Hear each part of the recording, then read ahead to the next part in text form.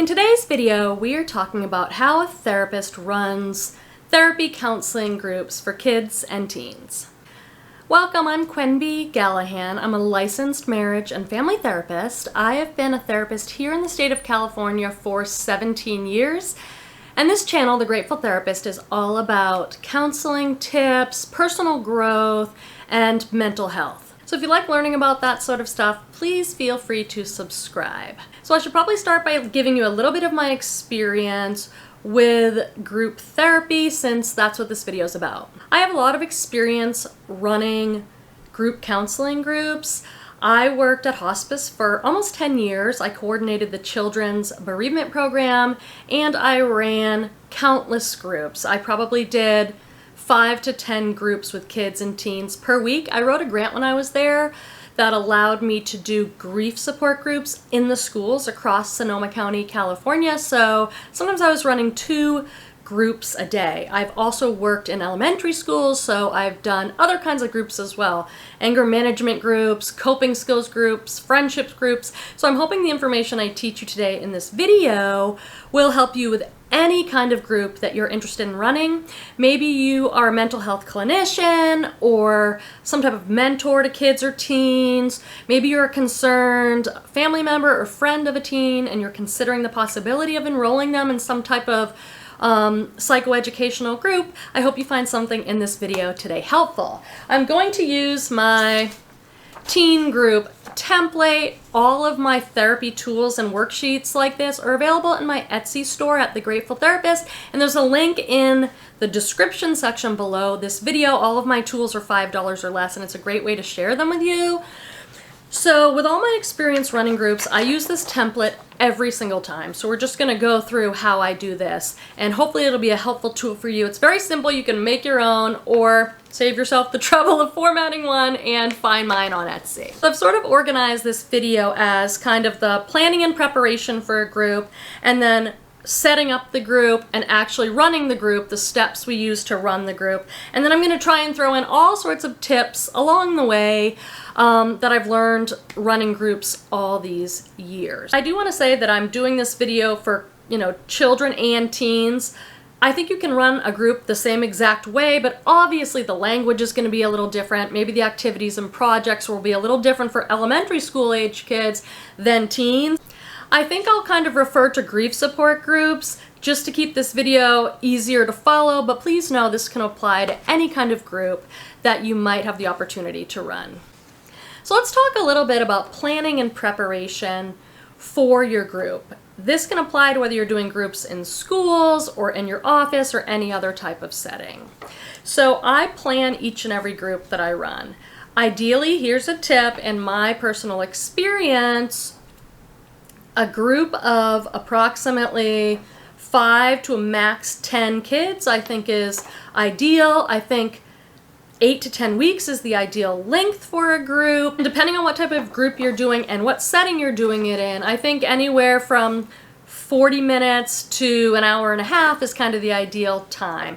Of course, you're going to have to do whatever works for you in your role and in your setting. So I use my worksheet, this template. I've been using it for over a decade. It just really helps me organize myself and the group. So it just has on here the date of the group, what session number it is, because clearly in the beginning of the group you're going to have certain goals, and at the end of the 8 to 10 weeks you're going to have other goals. So I like to number each session 1, 2, 3, 4, 5, 6, 7, 8, 9, 10. And then I plan out what I'm going to do. What's my introduction going to be? What's my check-in going to be? What's my activity in my project? And what's my closing and checkout? And what supplies do I need? So I just filled this out for each and every group. So what I did was plan each and every group what I was going to be doing that session. And I kept it really simple by doing the same format every time. I also think that helps kids and teens. They know exactly what to expect of the group.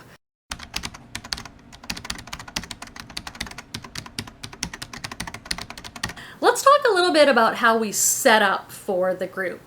I personally have seen over the years that it's very important how you set up your space. And I realize we all have different spaces. It's going to be different if I have it here in my nice office. I've done grief support groups at schools, and I'm doing it in the library, or I'm doing it in some conference room that has absolutely no warmth at all. So it's my job to kind of bring that and create a nice space for them. So some of the ways I will set up is I'll have a name. I'll have a nameplate for each student. I'll have paper out. I'll have colorful markers and pencils, stickers, anything that kind of brightens the space up so that when the kids walk in, they say, oh, this looks nice. It feels nice to be here. This looks non-threatening. It looks fun. Anything you can do to make the space feel better for the kids. Obviously for little kids, it might be different than teens. And here's a little side tip. If you have the ability, bringing a snack really helps. Especially with little kids. I like to bring, some of those packets of cookies that are individually wrapped. Sometimes if I'd had teen groups, I might buy a bag of Hershey's Kisses and just have them all around the table. Again, just anything that helps them feel comfortable, helps them feel cared for, appreciated. I think that stuff goes a long way when doing groups.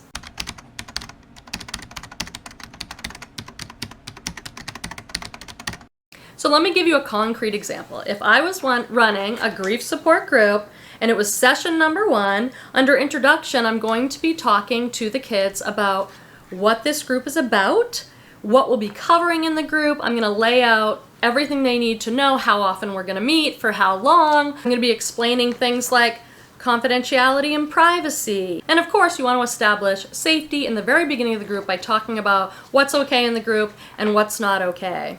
How we're going to talk to each other, what the group members would like from each other. In the first few groups, I think establishing a very safe group for all the members is the most important thing to do. So I might put that on my worksheet. These are the things I'll be talking about today.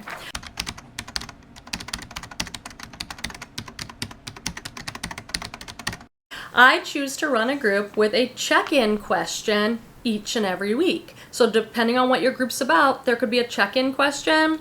Just a note, on Etsy, I do have a list of check-in questions for groups. If I'm running a grief support group, the check-in question might be, please share one memory that you have with the person who died.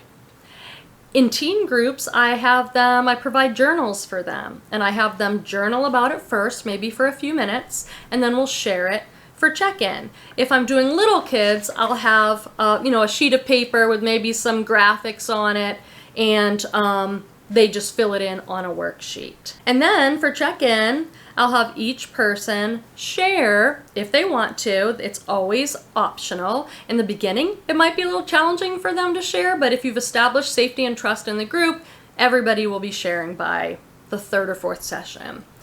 So you can use something for check-in like a talking piece, something that they can use, and they understand from our introduction to the group rules that whoever has that piece, that's who we're listening to, respecting, sending a little bit of love to, because sharing in a group can be a little bit nerve-wracking for some people.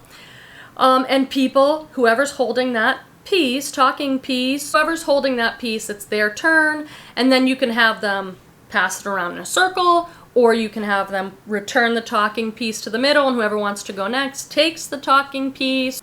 So the check-in question is something that pertains to your group. If you're doing an anxiety group, your check-in question might be something like, what does anxiety feel like in your body? And everybody has a chance to journal first and then check in. The writing and journal is optional, of course. That's just something that I've found helps. It helps the check-in if people have a chance to think about it and write a little bit about it.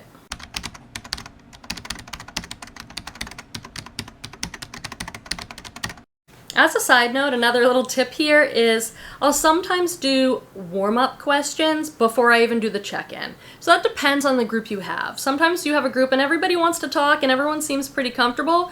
Sometimes you have a group where you realize the participants don't know each other, maybe they're seeming a little hesitant or nervous, so I'll do warm-up questions. And it could be something like, if you could travel anywhere in the world, where would you want to go? So non-threatening questions that they can just answer just to get everybody's voice heard in the room, just to get everybody warmed up. So I sometimes do warm-up activities or warm-up questions.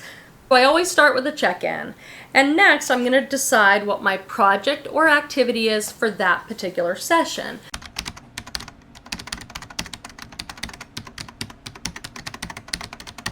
So If it was session 1 of a grief support group, my activity or project might be collage, where I bring in tons of cut up images from magazines and things, and I say, let's make on an index card a small collage, since a small art project is usually less threatening to people, and make a collage, choose pictures and images that remind you of your person. So under my supplies section, I will have written, I need my magazine images for collage, I need scissors, I need glue sticks, I need index cards, I need stickers or letter stickers. That goes under my supplies. That's why this thing is so helpful, I think, to stay organized with doing your groups. So each day I would have an activity planned that aligns with my check-in question and the topic of that group. So if you had a different kind of group, maybe it was a friendship group with people who are maybe struggling socially with teen drama or having a hard time meeting friends or just learning the values of healthy friendships, you could do your collage around that. Choose images that remind you of what it would be like to be a really good friend, what qualities are important to you, that sort of thing. So you can cater whatever the art project is to whatever the theme of your group is that day.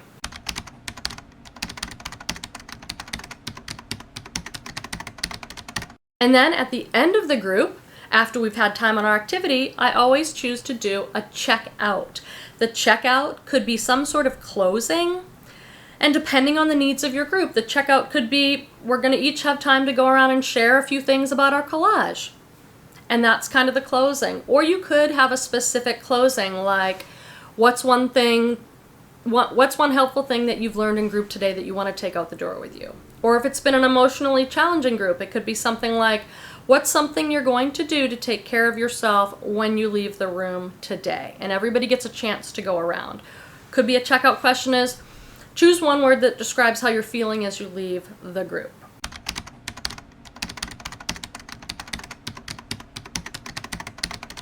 So I talked a little bit about the intro phase of group, how you want to establish norms and expectations and confidentiality and safety. Then towards the end of the group, you want to be thinking about the closing too. So if you're at week 8 or 10, how are we going to come to a conclusion in the group? I like to do some sort of project that kind of brings everything we've talked about together. I like to talk a few sessions ahead about the fact that the group will be ending soon. What thoughts and feelings do people have about that? I like to find a way to do some kind of closing ritual at the end that sort of marks the importance of the special time we've had together. So there'll certainly be some type of checkout. What's something you learned from the group? What's something that was better than you thought in the group? Is there anybody in the group in particular you'd like to appreciate or acknowledge? This can be really meaningful, especially with teens, and they hear from other teens how they may have influenced somebody in a positive way. It's really touching to hear kids talk about how important it's been to be heard by their peers, which is, different than just being heard by their mom and dad, but to hear other people who've gone through something similar, it's extremely validating for them.